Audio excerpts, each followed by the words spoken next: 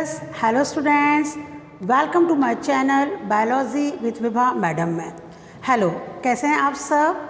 देखिए स्टूडेंट, ये समय आपके लिए बहुत ही अच्छा समय है जब आप अधिक से अधिक energy as well as knowledge को गेन कर सकते हैं। And you know, doctor Radhakrishnan ने क्या कहा था? Knowledge is power. तो आप अपनी पावर को गेन कीजिए और जब भी समय आए तो उसको अपने आगे प्रेजेंट कीजिए और देखिए आपके अंदर आपका कॉन्फिडेंस लेवल कितना ज़्यादा बढ़ जाता है। मैंने इसके पहले आपको बताए थे 5 सेंस ऑर्गन्स के बारे में। अर्लियर वीडियो में मैंने स्ट्रक्चर ऑफ आई को डिस्क्राइब किया था। देखिए student, 12th board RBSC as well as 11th NCERT and NEET exam में एंड अदर कॉम्पिटिटिव एग्ज़ाम में ये जो टॉपिक्स हैं वो बहुत इम्पॉर्टेंट हैं। तो आप इनको ध्यान से देखिए। यूट्यूब चैनल को अगर आपने सब्सक्राइब नहीं किया तो कीजिए और वीडियोस को बार बार वॉच कीजिए। जितनी बार आप वीडियोस वॉच करते हैं उतनी बार आपको कुछ नई चीज़ें निकल कर के सामने आती हैं।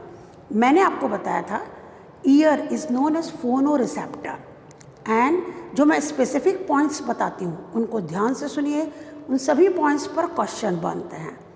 Nowadays in human being ear pinna is known as vestigial organ. अभी ईयर पिन्ना क्या होता है? वेस्टिजियल ऑर्गन कहलाता है। उसके बाद आप अगर फ्रॉग को देखेंगे तो उसमें एक्सटर्नल ईयर प्रेजेंट नहीं होता। अब आप देखिए, जब आइडेंटिफिकेशन की की होती है तो हम with the help of external ear कैसे आइडेंटिफाई करते हैं ओविपैरस और विविपैरस एनिमल्स को। What is difference between this two? Oviparous जो एनिमल्स हैं उनमें एक्सटर्नल ईयर प्रेजेंट नहीं होते और विविपैरस जो होते हैं उनमें एक्सटर्नल ईयर्स प्रेजेंट होते हैं। ये बाहर से देख करके ये की होती है आइडेंटिफाई करने की। तो हम बाहर से 1 मिनट में कैसे आइडेंटिफाई करते हैं कि this one is viviparous and this one is oviparous. Animal not having external ear are oviparous, they lay eggs, and external ear having animal having external ear are known as viviparous. Okay student, 2 types of animal, they lay progeny. Okay, आप देखिए तुरंत अपना दिमाग का दौड़ा जो घोड़ा है उसको दौड़ाइए। तुरंत आपके अंदर इतना प्रेजेंस ऑफ माइंड होना चाहिए कि जैसे इमेजनरी वर्ल्ड में आप तुरंत जाएं और आप देखिए कि फिश का ईयर है, नहीं। बर्ड में ईयर है, नहीं। फ्रॉग में ईयर है, नहीं। हाउस लिजर्ड में ईयर है, नहीं। आपके घर के आसपास डॉग, कैट, रैट घूमते हैं, उनमें ईयर है, यस। वो सब क्या ले करते हैं? प्रोजेनी। तो वो क्या है? They are viviparous. और वो सब क्या ले करते हैं? Egg, they are oviparous. ये तरीका होता है बायो के कॉन्सेप्ट को पकड़ने का, बायो के ऊपर ग्रिप करने का। मैंने आपको क्या बताया कि दिस इज़ नॉट इम्पॉर्टेंट कि आपने कितना पढ़ा, दिस इज़ इम्पॉर्टेंट कि आपने कितना इफेक्टिव पढ़ा। और मैं हमेशा मेरी क्लास में स्टूडेंट को बोलती हूँ कि जब आप मेरी क्लास में हैं तो 70% आपको लर्न हो जाना चाहिए, ठीक है? तो आज देखिए मैं आपको बता रही हूँ ईयर का स्ट्रक्चर। Ear is not only organ of hearing, it is also known as organ of balance. इसको कौन सा ऑर्गन कहते हैं? Organ of balance. How many parts of ear? Ear having 3 parts. External ear, this one is middle ear and this one is internal ear. In frog and fish क्या होता है? External ear is absent. और human में क्या होता है? बहुत अच्छा prominent external ear है। और सभी mammals में क्या होता है? External ear present होता है। ओके स्टूडेंट, अब देखो यहाँ पर मैंने आपको क्या बताया, जब हम आइज़ की बात कर रहे थे तो वहाँ पर भी क्या थी? एक लैक्रिमल ग्लैंड होती है। वो किसके लिए होती है? जो आंसू हैं उसके लिए कौन होती है? Lacrimal gland. और ये जो आईलैशेस होती हैं उनको मॉइस्ट रखने के लिए कौन सी 2 ग्लैंड्स होती हैं? माइबोमियन ग्लैंड और एक होती है जॉइस ग्लैंड। 2 ग्लैंड्स होती है, माइबोमियन ग्लैंड एंड जॉइस ग्लैंड। और आपने देखा होगा बचपन में आपके कान का मैल निकाला जाता था। तो व्हाट इज़ ये कान का मैल क्या है? आपकी ये जो ऑडिटरी कैनाल है इसके अंदर जो ग्लैंड होती है सीरूमिनस ग्लैंड। कौन सी ग्लैंड होती है? सीरूमिनस ग्लैंड। और उसके सिक्रीशन को क्या बोलते हैं? उसका सिक्रीशन क्या कहलाता है? सीरूमीन। उसके सिक्रीशन को क्या बोलते हैं? Secretion is known as cerumen. तो सीरोमीन क्या है? वैक्स लाइक सिक्रीशन होता है, उसमें डस्ट पार्टिकल जाकर के ट्रैप हो जाते हैं और वो क्या फॉर्म करते हैं? एक ऐसा ग्रीसी मटेरियल बनाते हैं, उसको हम लोग क्या बोलते हैं? दैट इज़ नोन एज मैल, कान का मैल। देखिए it is beneficial for us, ये डस्ट को अंदर जाने से रोकता है। सीरोमीन क्या करता है? उसको अपने अंदर ट्रैप कर लेता है। ओके, तो हाउ मैनी पार्ट्स होते हैं इसके? 3 होते हैं। एक्सटर्नल ईयर, और आप देखते हैं ईयर का जो शेप है वैसा राउंडेड होता है टू कलेक्ट साउंड वेव्स को कलेक्ट करने के लिए। उसके बाद ये क्या होती है? एक्सटर्नल ऑडिटरी कैनाल होती है। ये कैनाल होती है साउंड वेव्स को कलेक्ट करके ये कहाँ पर भेजती है? टिम्पैनिक मेम्ब्रेन में। Tympanic membrane is commonly known as कान का पर्दा। लोग कहते हैं ना, उसने उसको इतनी ज़ोर से झापड़ मारा कि कान का पर्दा फट गया। वहाँ इतनी तेज़ आवाज़ आ रही थी कि कान का पर्दा फट गया। तो it is a very common word. और ईयर भी बहुत कॉमन है। कान खींचना बहुत कॉमन है। कान खड़े हो जाना, आपने देखा अगर डॉग जैसे सो रहा है और जैसे ही खट से आवाज़ आती है तो उसके कान क्या हो जाते हैं? खड़े हो जाते हैं और वो खड़ा हो जाता है। वो क्या करता है? सेंसेशन को जो एनवायरनमेंट में उसको किससे लेता है? अपने ईयर से। फिर आपने देखा होगा खरगोश, रैबिट को देखिए, रैबिट बैठा बैठा उसके ईयर पिन्ना को इस तरह से मूव करता रहता है, इस तरह से मूव करता रहता है। क्यों मूव करता रहता है? वो भी जो भी एनवायरनमेंट के चेंजेस हैं, सेंसेशन वो किससे लेता है? उसके ईयर से। तो बहुत सारी चीज़ें हैं। हाथी के कान देखेंगे आपने इस तरह से। हाथी के हाथ तो इतने मोटे मोटे, वो अपने हाथों से किसी चीज़ को काम नहीं कर सकता। तो वो उसकी जो प्रोबोसिस होती है सूंड, और उसके ईयर को इस तरह से हिला करके क्या करता है? वो अपने बहुत सारे काम, जैसे कुछ इंसेक्ट्स को उड़ाने का काम करता है और किसी भी चीज़ को ट्रैप करने का काम किससे करता है? विद द हेल्प ऑफ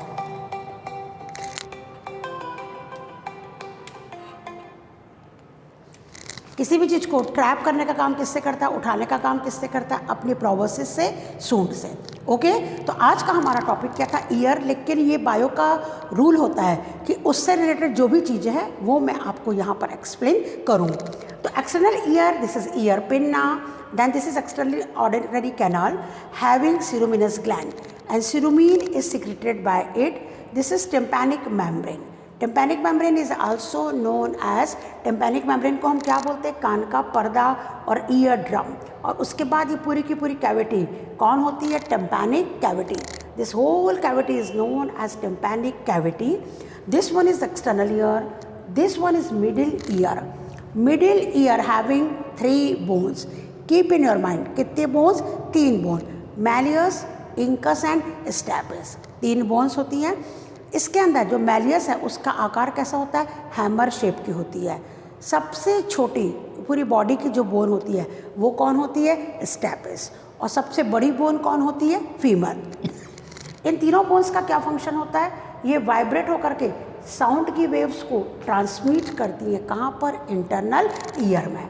अब देखिए इन 3 बोन्स के साथ यहाँ पर एक ट्यूब लाइक स्ट्रक्चर है, इट इज़ यूस्टेकियन ट्यूब। बहुत इंपॉर्टेंट होती है ये जो यूस्टेकियन ट्यूब होती है। ये ईयर का जो प्रेशर होता है उसके अंदर ईयर प्रेशर को रिलीज़ करती है। कहाँ पर? थ्रोट में। ये कौन सी ट्यूब? Eustachian tube. ईयर में जो ईयर ड्रम पे प्रेशर होता है उसको क्या करती है? थ्रोट के अंदर रिलीज़ करने का काम करती है। ठीक है, उसके बाद आप देखिए ये यूस्टेकियन ट्यूब रिलीज़ करती है। उसके बाद ये पूरा का पूरा ईयर कौन सा होता है? Internal ear. इसके अंदर कॉक्लिया और ये क्या होती हैं? सेमी सर्कुलर कैनाल्स होती हैं। कॉमनली इसको हम क्या बोलते हैं? Membranes labyrinth. क्या बोलते हैं इसको? मेम्ब्रेनस लैबिरिंथ कहते हैं। इसके अंदर जो कॉक्लिया होता है उसका टर्न कितने होते हैं? 2/3/4। 2 टर्न तो कैसे होते हैं? पूरे। और एक कितना होता है? 3/4। This is also very important point. उसके बाद आप देखिए ये क्या होती है? सेमी सर्कुलर कैनाल होती हैं और इसके चारों तरफ जो फ्लूइड होता है that fluid is known as perilymph. जो सराउंडिंग फ्लूइड होता है उसको क्या बोलते हैं? पेरिलिम्फ। और इसके अंदर जो सेमी सर्कुलर कैनाल है उनके अंदर जो फ्लूइड होता है उसको बोलते हैं एंडोलिम्फ। तो differentiated and keep in your mind, surrounding liquid is known as perilymph and liquid which is present inside semicircular canal is known as endolymph। And some particles made up by calcium carbonate, they are known as autokinia।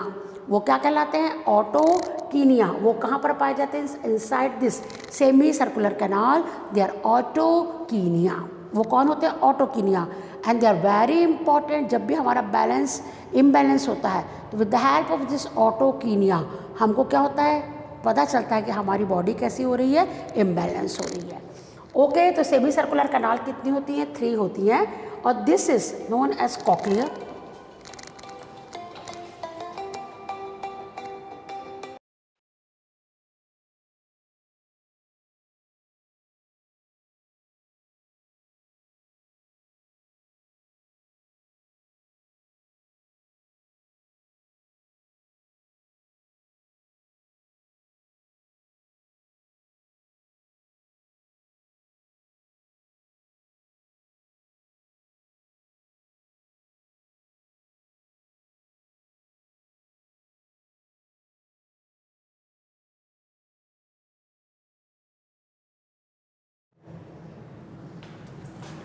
Okay, so ये इसके कितने parts होते हैं? 3 parts होते हैं, Méliès, incus और stapes. उसके बाद this one is membranes labyrinth. It is inner most part internal ear. Cochlea के अंदर राउंड्स कितने होते हैं? 2, 3/4। सेमी सर्कुलर कैनाल्स कितनी होती हैं? 3 होती हैं। इसके नीचे जो स्वेलन जैसा स्वॉलन स्ट्रक्चर होता है इसको हम लोग क्या कहते हैं? It is known as swollen structure को एम्पुला। वेस्टिब्यूल्स होते हैं और इसके साथ ये सेमी सर्कुलर कैनाल, इनका नंबर कितना होता है? 3 होता है। इसके बाहर कौन होता है? पेरिलिम्फ। और अंदर कौन होता है? एंडोलिम्फ। एंडोलिम्फ में कैल्शियम कार्बोनेट के पार्टिकल्स होते हैं। They are known as otoconia. Balance of our body is adjusted by this otoconia and semi circular canal. Okay, cochlea के अंदर आप देखेंगे ऑर्गन ऑफ कॉर्टी होते हैं और स्केला वेस्टिबुलाई, स्केला टिम्पेनाई और middle one is scala media. Scala vestibuli, scala tympani and scala media. और इसके अंदर सीलिया सिलेटेड स्ट्रक्चर होते हैं। They are known as stereocilia. Stereocilia, anything, any structure which is related to auditory, उसको हम क्या बोलेंगे? स्टीरियो। स्टीरियो साउंड होता है, साउंड के लिए स्टीरियोसीलिया होता है।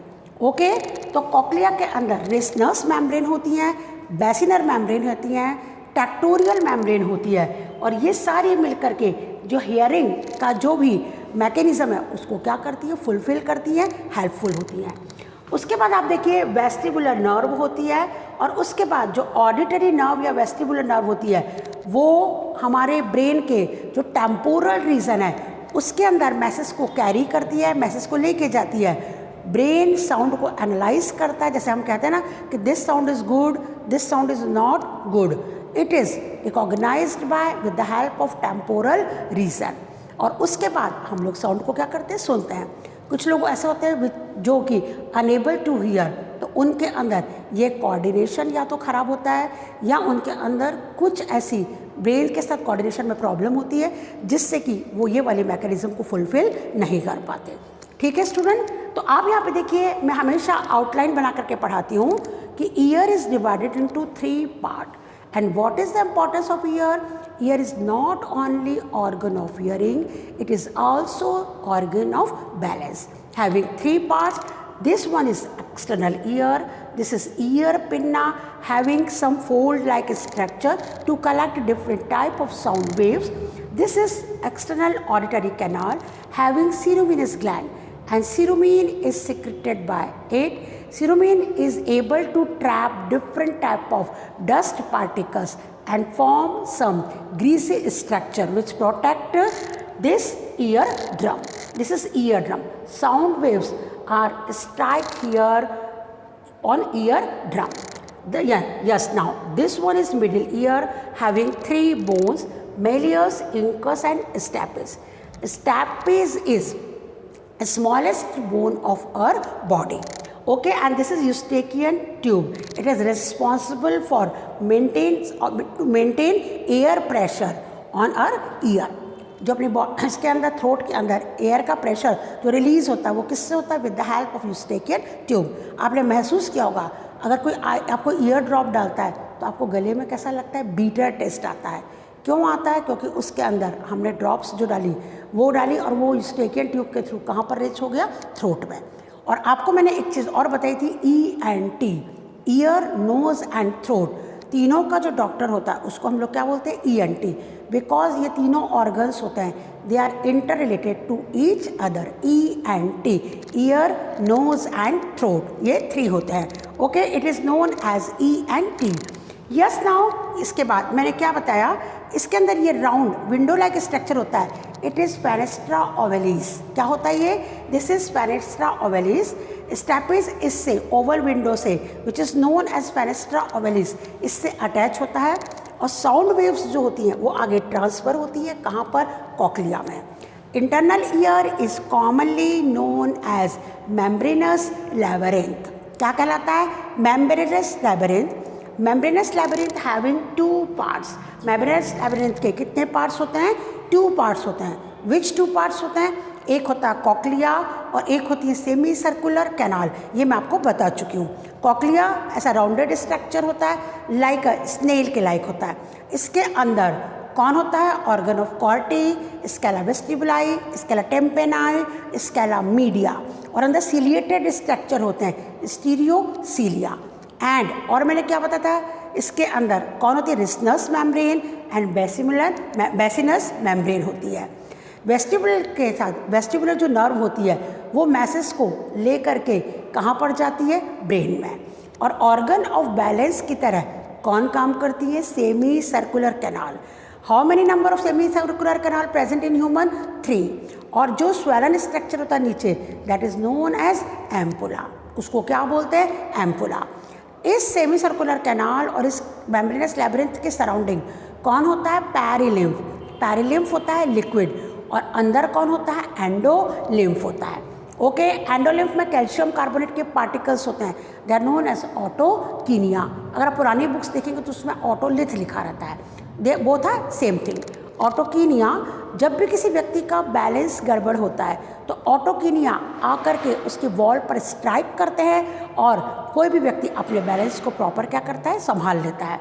Balance of body and muscular movement किससे कंट्रोल होता है, कंट्रोल्ड बाय सेरिबेलम।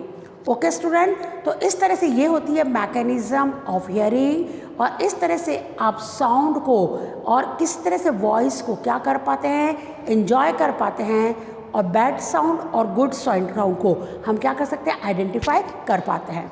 साउंड को मेज़र करने के लिए जो यूनिट होती है दैट इज़ डेसिबल। कौन होती है, डेसिबल। एक होता है अल्ट्रासाउंड, वर्ड में अल्ट्रासोनिक साउंड, ऐसा साउंड जिसको कि हम सुन नहीं पाते, दैट इज़ अल्ट्रासोनिक साउंड, जो कि हमारे कान की रेंज से बहुत ज़्यादा होता है। जो अल्ट्रासोनोग्राफी होती है उसके अंदर कौन सा साउंड होता है, अल्ट्रासोनिक साउंड होता है। और आपने देखा होगा जो बैट होती है, this is tip of biology. देखिए कॉमन जो बुक का लिखा हुआ है वो सबको मालूम है, to learn something else, know something else, this is knowledge. Okay, तो जो चमगादड़ होती है, बैट होती है, वो रात में मूव करती है, नॉक्टर्नल हैबिट की होती है। तो देखिए रात को अंधेरे में उड़ रही है, उसको दिखता नहीं है, तो अल्ट्रासोनिक साउंड से वो क्या करती है, अपने पाथ को डिसाइड करती है। राडार सिस्टम से जो साउंड की वेव्स होती है टकरा करके जब वापस आ जाती है तो उसको पता चल जाता है कि आगे क्या है, ऑब्स्टेकल है, और इस तरह से मूव करती है with the help of ultrasonic sound.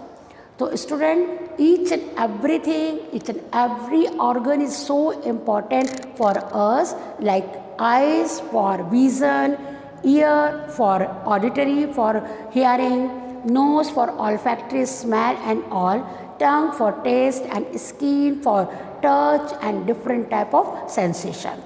Okay student, तो आप मेरे वीडियो को वॉच कीजिए, आप नोट डाउन कीजिए, डायग्राम्स की प्रैक्टिस कीजिए और लगातार जुड़े रहिए मेरे channel biology with Vibha madam में। मैं रोज़ आपको अलग अलग टिप्स डालती रहूँगी जो आपको बहुत हेल्पफुल होंगी। और देखिए एक दिन में किसी को भी कुछ भी नहीं आता, प्रैक्टिस मेक्स मैन परफेक्ट। जो आपने इतना लंबा समय जिस चीज़ को आप रेगुलर पढ़ेंगे वो चीज़ आपके दिमाग के स्लॉट्स में एक्यूमुलेट होती जाएगी, and at the time of requirement जब आपकी मेमोरी को आप बैक में ले जाएंगे तो सारी चीज़ें आपके सामने आएंगी और आप आपके एग्जामिनेशन में as well as any quiz में कहीं भी उसको बहुत प्रॉपरली प्रेजेंट कर सकते हैं। Okay student, thank you so much, have a nice day.